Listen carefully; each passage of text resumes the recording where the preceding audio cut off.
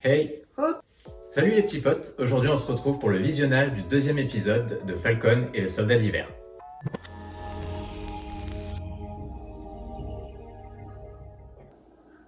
Ouais, il est quand même mieux sans son Franchement, casque. rien à croire. Une histoire de dingue. Ouais. Hey. Et les résultats ont révélé des aptitudes hors du commun dans tous les domaines. Vitesse, endurance, intelligence. Que ce soit clair. Ça va chier. J'aurais jamais dû rendre le bouclier. Content de te revoir aussi, Bucky. Ah, ils se rencontrent enfin.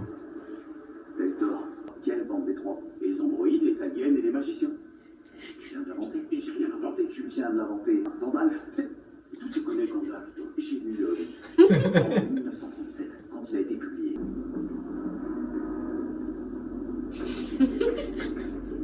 Des gamins. Bien sûr que j'ai un plan. Ah ouais?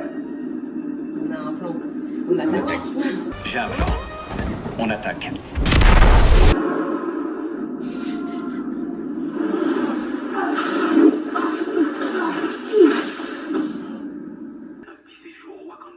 Je deviens la panthère blanche. Mon nom, c'est le loup blanc. Le loup blanc, comme dans les comics. Ouais, con, putain.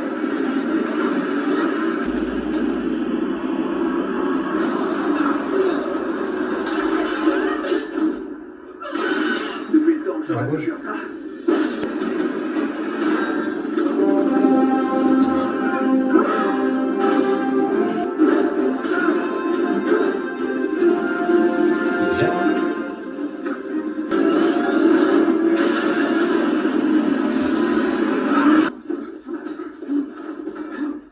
Il aurait pu vous servir ce bouclier. Pousse-toi-là. Il va se faire éclater.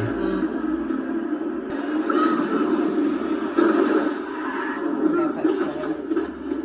Mais il est courageux du coup.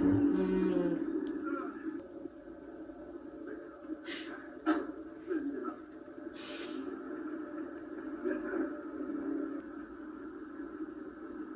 Il bloque souvent comme ça? Vous vous y ferez. Bon, pour résumer, j'ai quelqu'un à présenter. Il pourrait nous aider à comprendre. On dit Black Falcon. Pourquoi? Parce que je suis Falcon et que je suis noir. Et t'es qui, toi, alors? Black Moon? Et moi, je veux qu'on me fiche la paix avec ça. C'est un super soldat aussi. Est-ce qu'il vous cause des problèmes? Pas du tout. Non, mais vous savez qui c'est? Oh mince. Je vous avais pas reconnu sans vos lunettes. Je suis navré, je vous présente toutes mes excuses. Quelle indignité. C'est un outil que j'utilise avec les couples pour les aider à déterminer quelle vie ils veulent construire pour eux deux.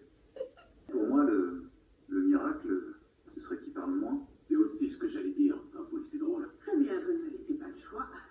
Allez, on se rapproche. Un peu plus, encore un peu.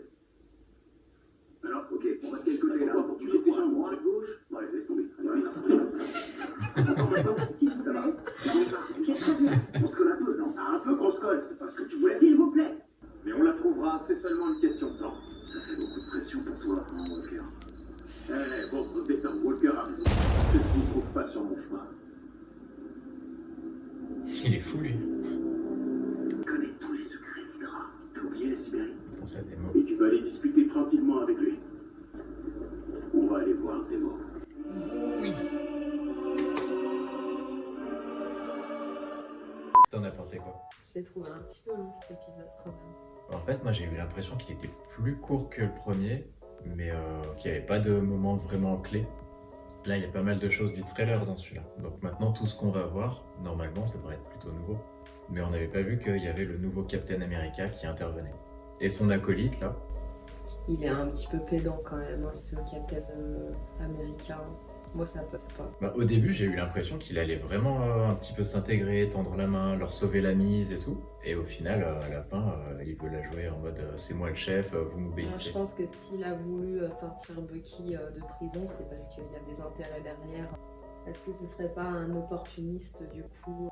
Est-ce qu'il a peut-être pas peur de se battre tout seul? Bah apparemment non. À mon avis, moi je le vois plus en mode, il dit qu'il veut pas être Steve Rogers, le remplacer, mais il voudrait un peu que tout le monde soit ses assistants et l'aide, soit pour sa gloire, soit pour réussir, puisqu'il a pas envie d'échouer peut-être, mais ouais, il veut faire son petit chef, quoi. Oui, je pense qu'ils ont fait exprès de prendre quelqu'un qui mentalement est totalement l'extrême opposé de Captain. Parce que Captain, on l'aime bien parce que c'est quelqu'un d'humble. Mais c'est bizarre parce que sa psychologie est un peu curieuse. Au début, ils font style, il est un peu introverti, il est en réflexion, il a peur d'échouer, il veut faire bien, il a pas envie de remplacer. Ils mettent beaucoup ça en avant jusqu'à les faire monter dans la voiture.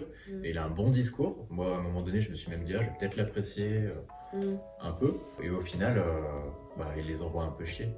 C'est quand même Falcon et Bucky qui rejettent le fait de travailler ensemble en premier.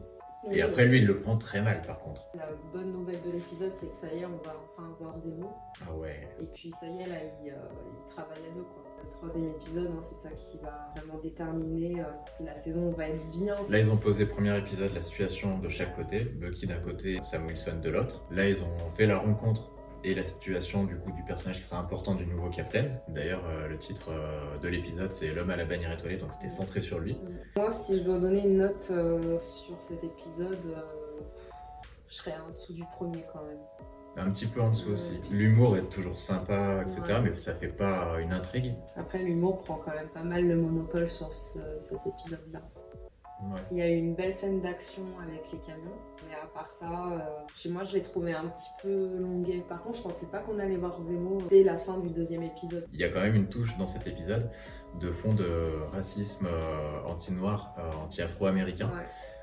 Très dans la mouvance Black Lives Matter, et on sait que Marvel essaie de développer un petit peu tout ce qui est communauté LGBT, tout ce qui est super-héros type Miles Morales, mélange mexicain, afro-américain, ce qui est très bien. Et là, ils surfent un petit peu là-dessus, entre guillemets, parce que comme c'est une réalité dans leur pays, et dans d'autres malheureusement, ils le mettent un petit peu en avant. Il y a un petit peu encore de social, comme dans le premier épisode avec le fait je pense pas que c'est une histoire de surfer, c'est une histoire de dénoncer. Là, on vient de passer une année...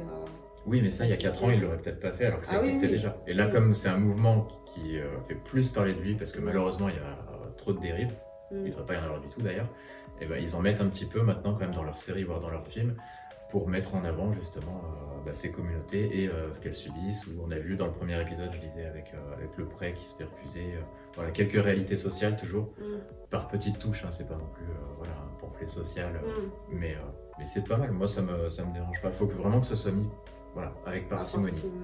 Sinon, c'est trop lourd. Mais là, c'était très bien traité, je trouve. Il n'y a plus qu'à attendre la suite, hein, vendredi prochain. Je suis encore plus dans l'attente que la dernière fois. Hâte de voir le prochain.